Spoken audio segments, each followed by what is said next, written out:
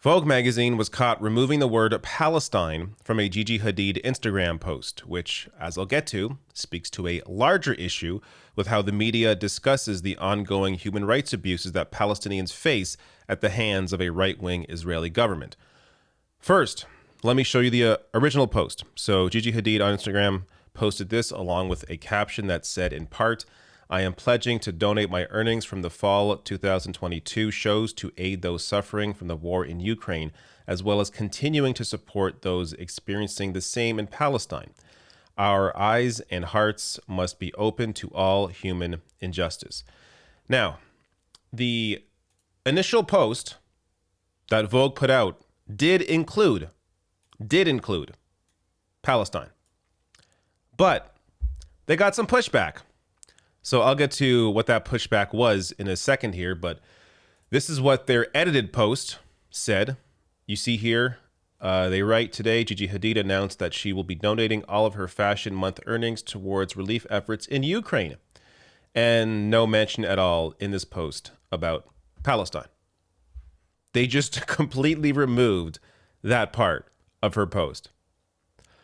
Now, it's worth pointing out here that Gigi Hadid herself is Palestinian, which I guess you could say makes this even more egregious that they would remove this from her post here. But before I get to the backlash that the initial Vogue post received and why they removed it, and actually it's back now, so I'll get to that as well. But this is an ongoing issue in the media. There's a great piece here from Read Passage, I'll link to it below the video, that goes over various examples from all different broadcasters, publications, that specifically say, do not use the word Palestine. So their title here, Western media doesn't want you to read the word Palestine. Style guides at media organizations, broadcasters, and newspapers prohibit the use of the word Palestine in most circumstances. Going on to write, Western media bias against Palestine manifests in several ways. One is the words media outlets tend to use when describing Israeli oppression, or the Israel-Palestinian conflict, as they like to call it. These words often end up helping bolster Israel's narrative at the expense of Palestinians and the truth. One of the most blatant examples of this is Western media outlets barring reporters from using the word Palestine except under limited circumstances. This is so unbelievably absurd.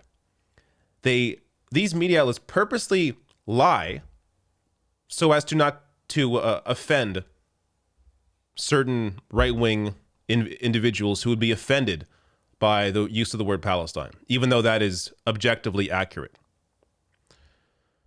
So I'm not sure, I will say, I'm being fair and objective here as much as I can. I don't think this is the case for Vogue. I don't think they purposely censor Palestine, as first of all, the original post had Palestine in it. Also, if you go to their website here, they mention her full post that includes Palestine. Then again, it is, well, this is in quotes, but they do write it up here as well. So I don't think they have any style guide against using Palestine, at least in Vogue's case. But as Middle East Eye reports here, the initial post from Vogue magazine drew criticism for fanning the flames of anti-Semitism, with StopAntiSemitism.org responding that while Gigi Hadid and crew are appropriating the Russian invasion of Ukraine to push their political agenda, vilifying Israel, the Jewish nation instead is negotiating peace between the two nations. Appropriation of another person's suffering is a new low. Come on. This is so ridiculous.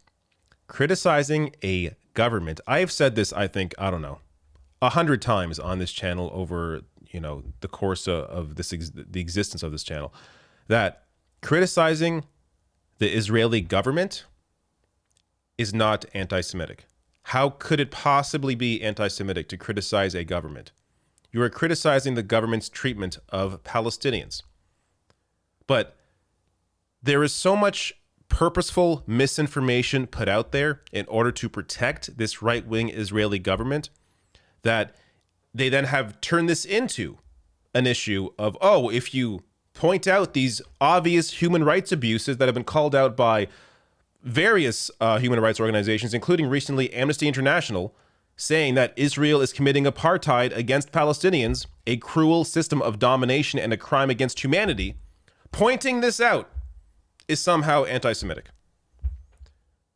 It's just a way for them to not have to acknowledge the reality. And Vogue initially folded to that pressure. Then there was some pushback. Mohammed Al-Kurd here on Twitter wrote, to translate, a mainstream media outlet has literally erased and obstructed the facts of a news item because Zionists did not like it. So much for journalistic integrity and ethics. And people like Mehdi Hassan also uplifted this story, writing here, so Gigi Hadid pledges to donate her earnings from fall 2022 to relief efforts for occupied Ukrainians and occupied Palestinians, and then Vogue magazine just erases the Palestinians from its Instagram post on her pledge. So after a lot of this backlash, Vogue then went back again to the initial post and did, in fact, put Palestine back in, writing here, Ukraine, as well as continuing to support relief efforts in Palestine. So all is well now, but just imagine if there wasn't pushback, if this wasn't picked up on, if no one noticed this. Vogue magazine would be putting out purposeful misinformation because they got pushback from people who think that criticizing a government is somehow anti-Semitic.